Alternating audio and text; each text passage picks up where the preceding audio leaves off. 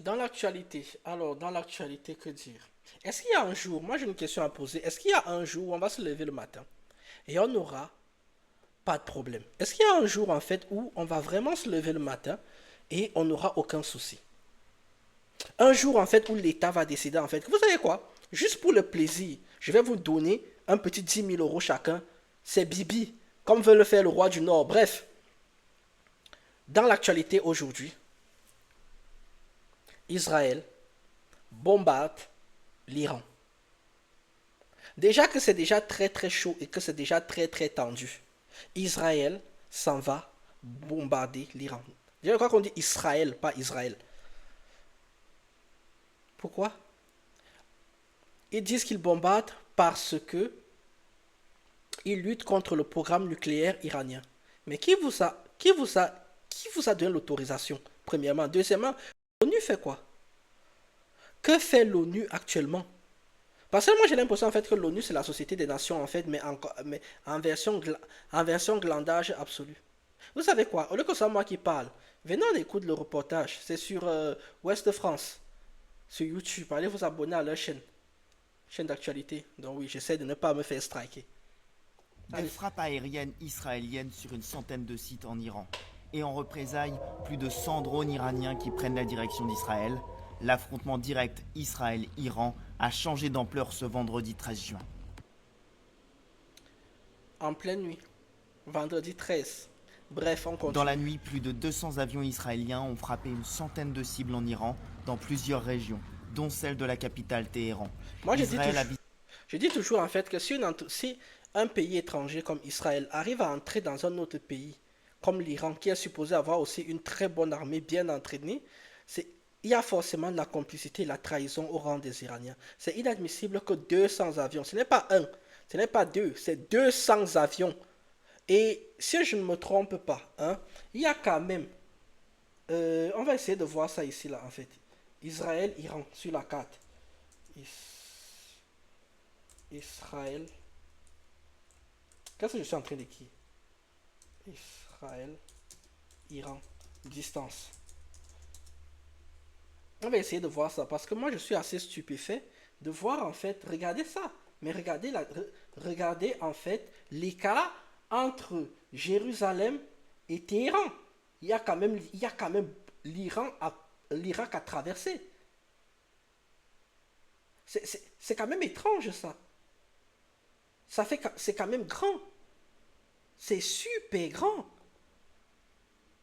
Et vous voulez me dire que là, il y a 200 avions qui sont partis et vous ne les avez pas sentis. Si vous n'êtes déjà pas capable d'avoir une armée qui est capable de détecter 200 avions, alors le programme nucléaire, franchement. Hmm? Et en plus, comment ça se fait aussi que les Israéliens arrivent à reconnaître où sont toutes vos bases militaires?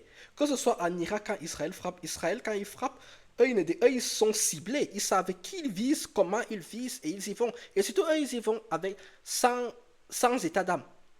C'est-à-dire en fait que s'il y a les enfants dans le bâtiment, dommages collatéraux, vous mourrez dedans. C'est quand même loin. Bref, on continue. visé plusieurs sites nucléaires, dont le site d'enrichissement d'uranium de Natanz, dans le centre du pays. C'est bien le programme nucléaire iranien que l'État hébreu dit vouloir stopper dans sa progression.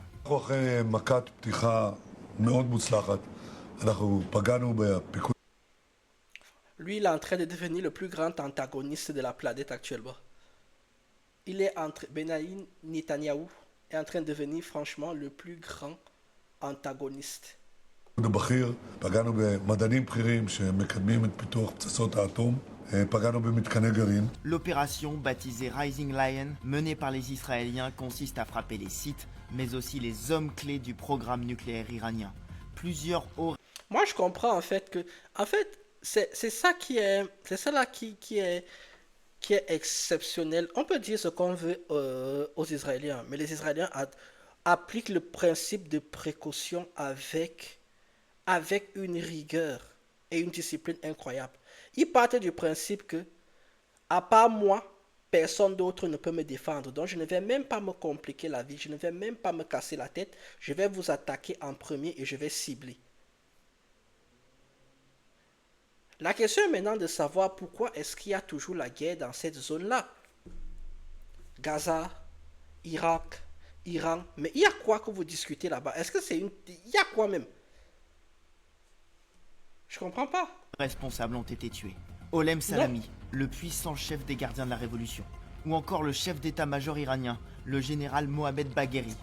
Et 6 Israël a les meilleurs services secrets de la planète. Vous pouvez dire ce que vous voulez.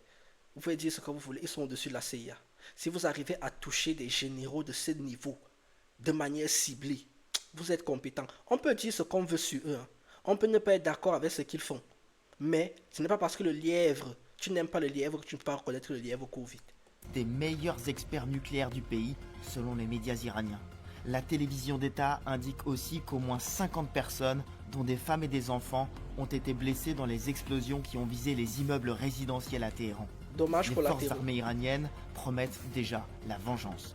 Maintenant que le régime terroriste qui occupe Jérusalem a franchi toutes les lignes rouges, il n'y a pas de limite dans la réponse à ce crime. Vous n'allez rien faire. Vous n'allez rien faire. C'est-à-dire, en fait, vous pouvez dire que maintenant que le régime terroriste qui occupe Jérusalem, ça ne vous regarde pas déjà, a franchi toutes les lignes rouges, il n'y a pas de limite dans la réponse à ce crime. Si vous voulez faire quelque chose, vous aurez déjà fait ça. Si vous voulez faire quelque chose, vous aurez déjà fait.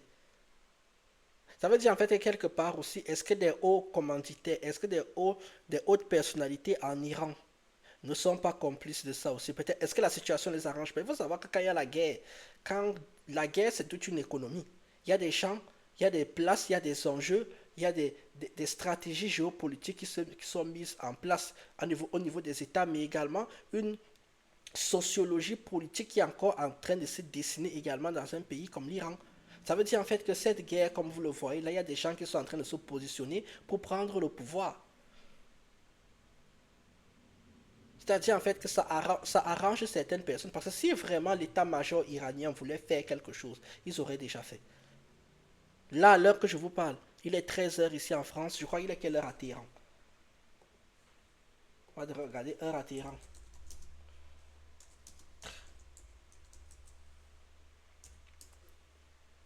Il est 15 heures à Téhéran.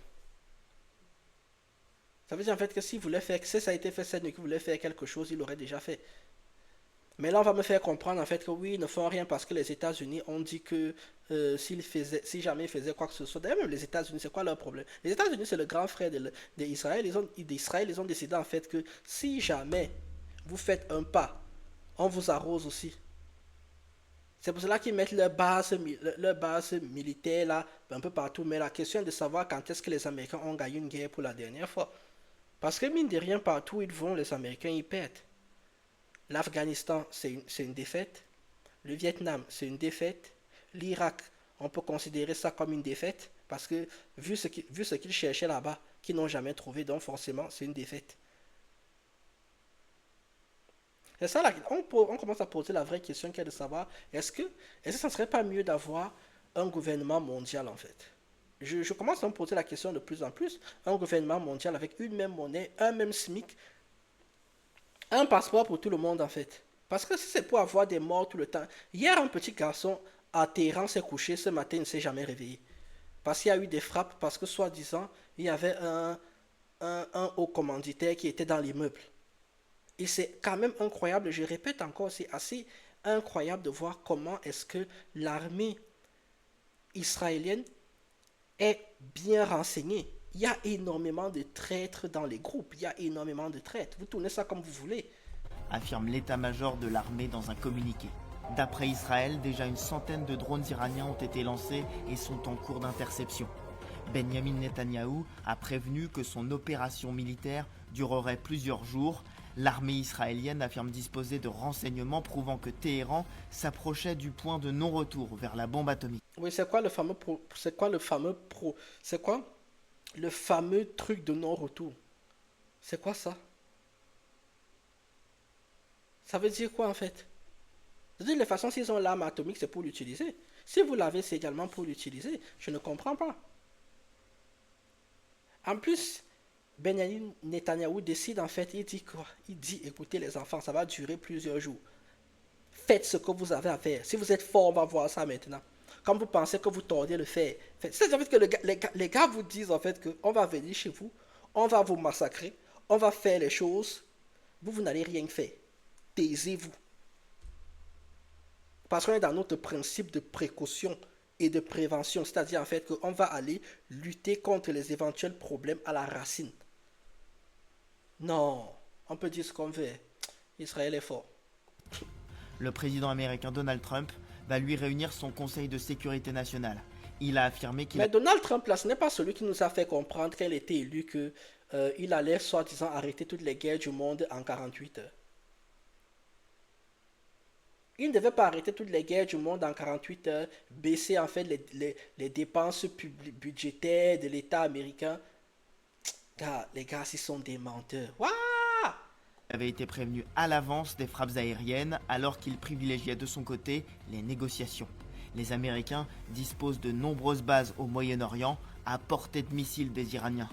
Il a souligné que les États-Unis étaient prêts à se défendre et à défendre Israël si l'Iran riposte. On sait.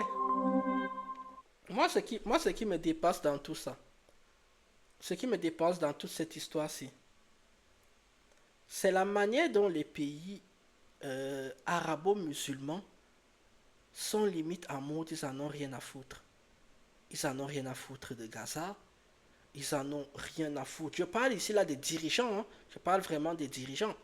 Je ne suis pas en train de parler du peuple qui lui se révolte, fait des marches comme on a vu actuellement en Tunisie, en Libye, et ils sont en train de partir du côté de l'Égypte. Là, on comprend le combat, on comprend également le combat de tous ceux qui sont également en Europe. Mais par contre, les dirigeants des pays arabo-musulmans, il faut qu'ils nous expliquent.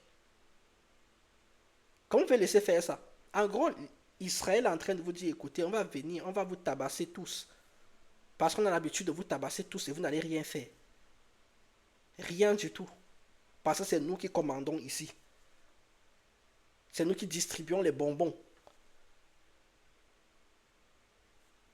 Là, moi je ne comprends plus. Bref, ce que j'avais juste envie de dire, c'est que on aimerait aussi de temps en temps avoir une journée où on n'a pas de problème. Et maintenant, vous allez m'apprendre même peut-être que je parlais du cas de le crash d'avion en Inde.